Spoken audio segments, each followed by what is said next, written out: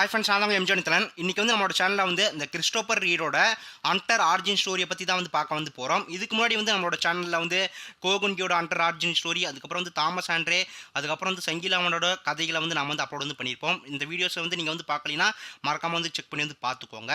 இனிமேல் தான் இந்த மாதிரியான புது புது கதைகள், அதுக்கப்புறம் வந்து மாங்கா, அதுக்கப்புறம் மான்கா ஸ்டோரிஸாக என்னோட சேனலில் வந்து நான் வந்து அப்லோட் வந்து பண்ண போகிறேன். உங்களுக்கு வந்து பிடிச்ச மாதிரியே.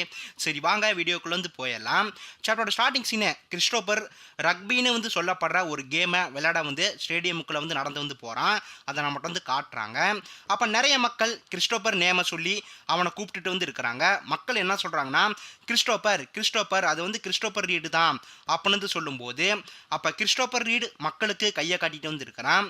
நெக்ஸ்ட் சீனில் ரக்பின்னு வந்து சொல்லப்படுற மேட்ச் ஸ்டார்ட் ஆக ஆரம்பிக்குது. அப்போ ரெஃபரி காயினை யூஸ் பண்ணி டாஸ் போட்டுட்டு வந்து இருக்காப்புல. அந்த சீனை நம்மகிட்ட வந்து காட்டுறாங்க. கிறிஸ்டோபர் அப்போது ப்ளே பண்ண ரெடியாக இருக்கிறான்.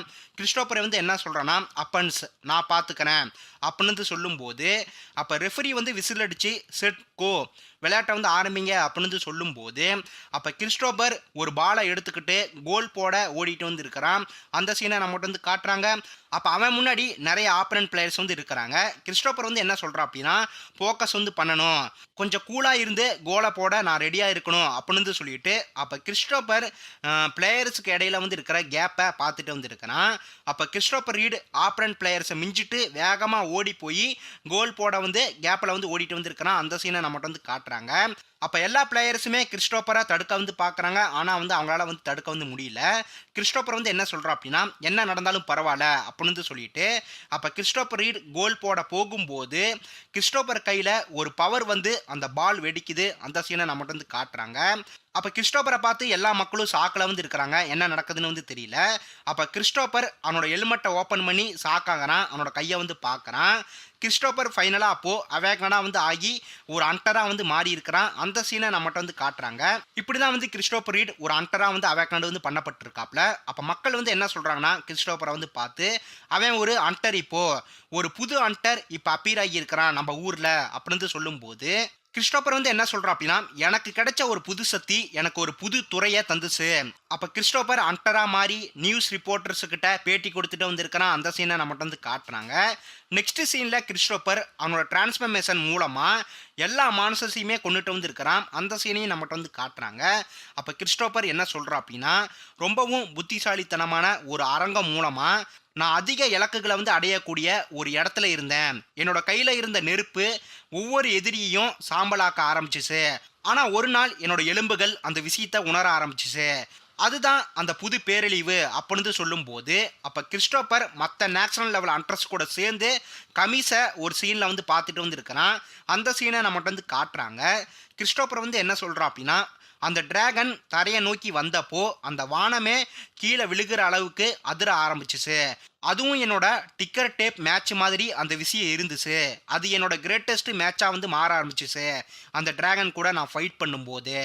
அப்போ கிறிஸ்டோபர் கமிஷ் டிராகனை பார்த்து சிரிச்சுக்கிட்டே டிரான்ஸ்ஃபர்மேஷன் வந்து பண்ணி கொலித் ஃபார்முக்கு வந்து மாறுறான். அந்த சீனை நம்மகிட்ட வந்து காட்டுறாங்க.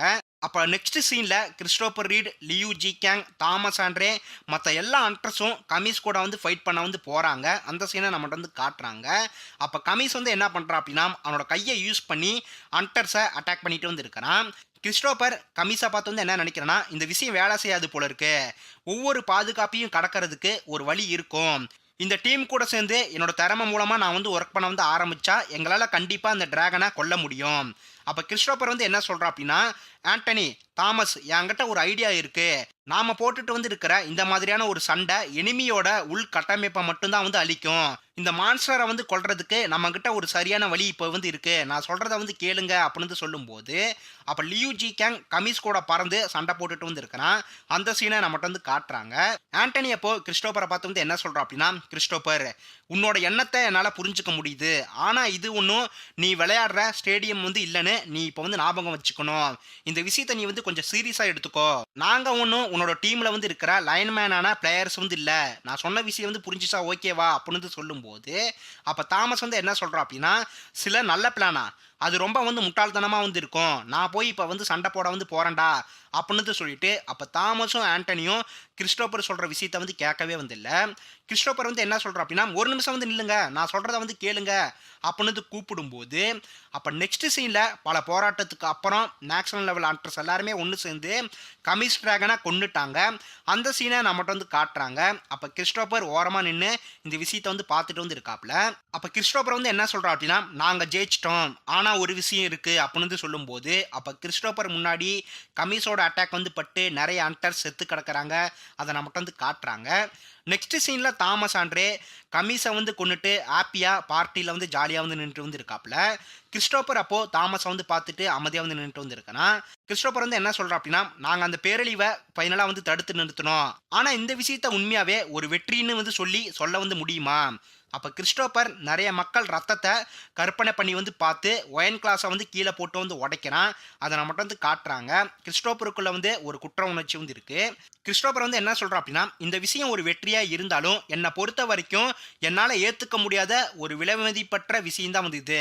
அப்ப நெக்ஸ்ட் சீன்ல கிறிஸ்டோபர் அவன் வீட்ல நியூஸ வந்து பார்த்துட்டு வந்து இருக்காப்ல. கிறிஸ்டோபர் மறுபடியும் வந்து என்ன சொல்றான் அப்படின்னா, "பவர பொறுப்பில்லாத முறையில பயன்படுத்த வேண்டிய அவசியம் வந்து எப்பயுமே வந்து இல்ல. உண்மையான பவர் நல்ல செயல்படுத்தப்பட்ட ஒரு உத்தியில இருந்து வருது. சரியான நேரத்துல துல்லியமா இருக்கிற சூழ்ச்சிகள் கடைசியில ஒரு குறைபாடற்ற வெற்றியை தான் வந்து நமக்கு வந்து தருது. இதுதான் ஒரு சரியான ஸ்ட்ராட்டஜியோட எசன்ஸ். நான் மறுபடியும் போர்க்களத்துல காலடி எடுத்து வைக்கும்போது அடுத்த வாட்டி அந்த விஷயம் ஒரு தேவையில்லாத வெற்றியா வந்து இல்லாம வந்து அந்த விஷயத்த நான் மாத்த ஆரம்பிப்பேன்.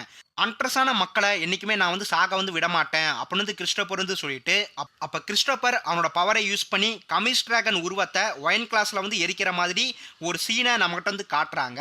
அவ்வளவுதான். இதோட வந்து கிறிஸ்டோபர் ரீடோட அன்டர் ஆரிஜின் ஸ்டோரி வந்து முடிஞ்சிருச்சு. கிறிஸ்டோபர் வந்து எப்படி வந்து அன்டரா வந்து மாறி இருப்பான்னு இந்த ஸ்டோரியில வந்து நம்மகிட்ட வந்து தெளிவா வந்து காட்டியிருப்பாங்க. ஓகே ஃப்ரெண்ட்ஸ், அடுத்த ஒரு அன்டர் ஆரிஜின் ஸ்டோரியில நான் வந்து உங்களை வந்து மீட் பண்றேன். Thanks for your supports always MJ anime தமிழன். அடுத்த ஒரு வீடியோல வந்து மீட் பண்ணுவோம்.